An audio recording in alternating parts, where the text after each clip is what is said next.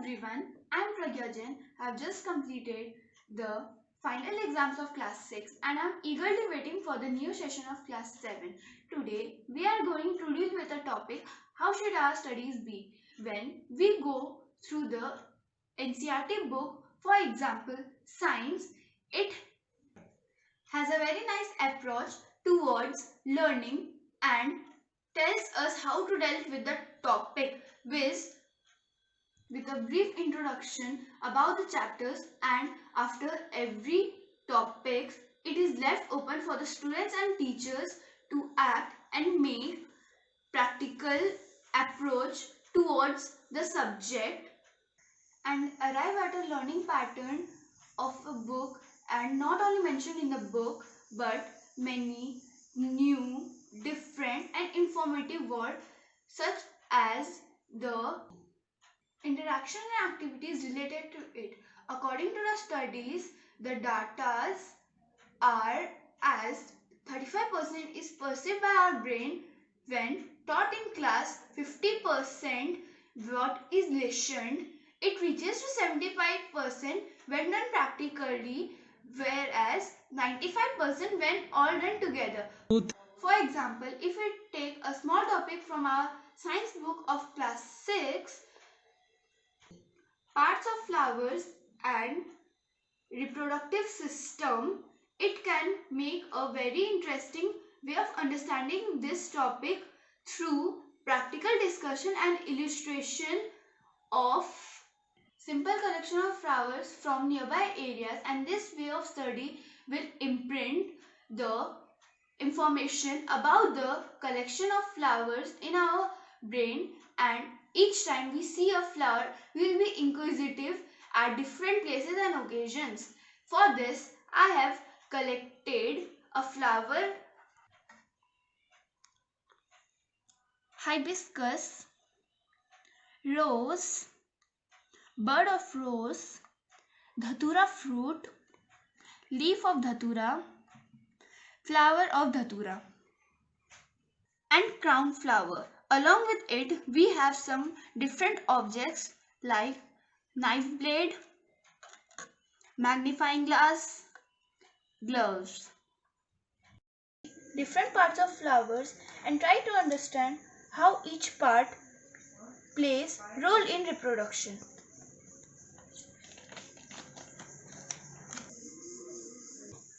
Petals. These are the prominent parts of an open flower of different colors in different flowers. Like in rose it's red and dhatura it's white.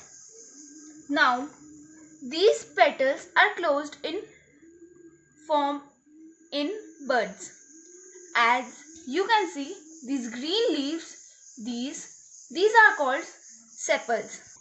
We can see there are 1, 2, 3 and 4. 4 sepals in this bud. Similarly, in this flower of hibiscus, petals are not joined but the sepals are joined. Whereas in this dhatura flower, both the petals and the sepals are joined. To see the inner parts of the flower clearly, now we are cutting the petals lengthwise and spreading it.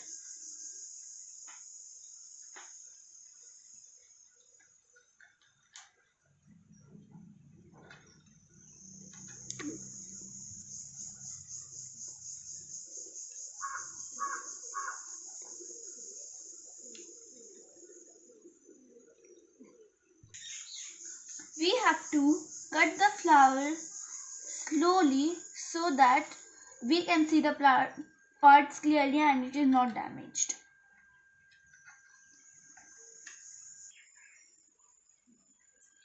Here we come across a leaf attached in the dhatura flower, which we see has a reticulate venation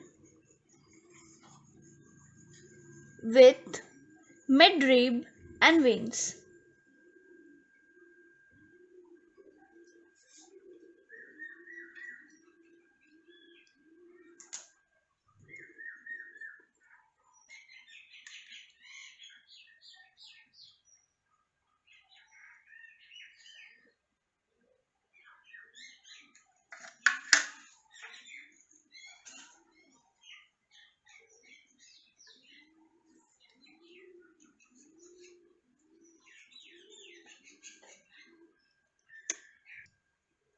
See, this is stamen cream colored and its parts are anther creamish yellow and filament light yellow. Now the innermost part is to see it clearly. Now I am going to take out the other parts from it.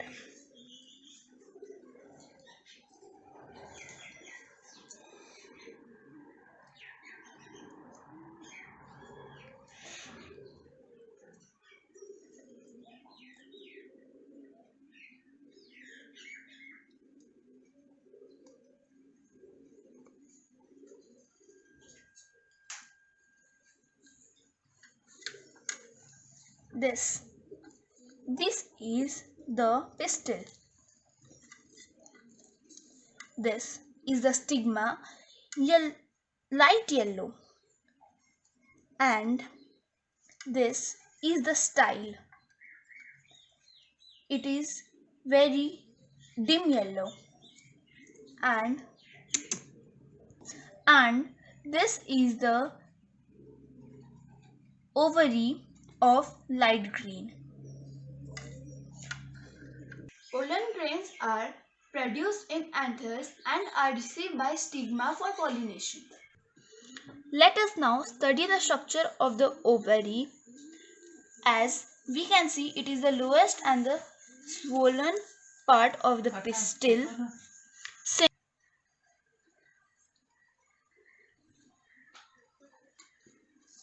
This is the ovary. Since it is very small, I will use the ovary of the withered rose and the bud of rose. I am now cutting it longitudinally first and then in transverse section.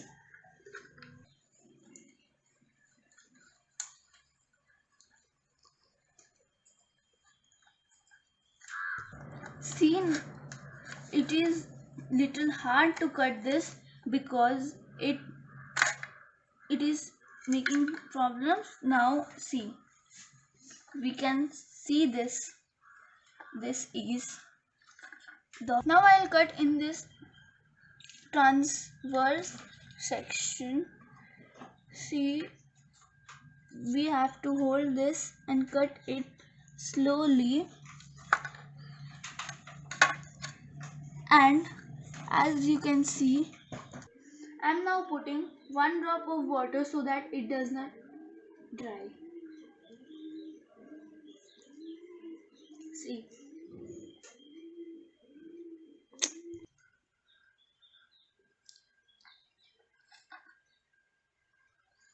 these small bead-like structure are called ovules. Pollen grains received on stigma reach those ovules to form zygote, which finally turns into fruit. Thus, from the study, we come to conclusion that different parts of flowers have different functions and that sepals, petals and other parts of different flowers are different. So, with this illustrative approach of study, we have knowledge based on practical observation which will be active and play a role in our day-to-day life and enhance our understanding. Thus, we conclude that NCERT approach, if followed along with activity performance, will lead us to different level.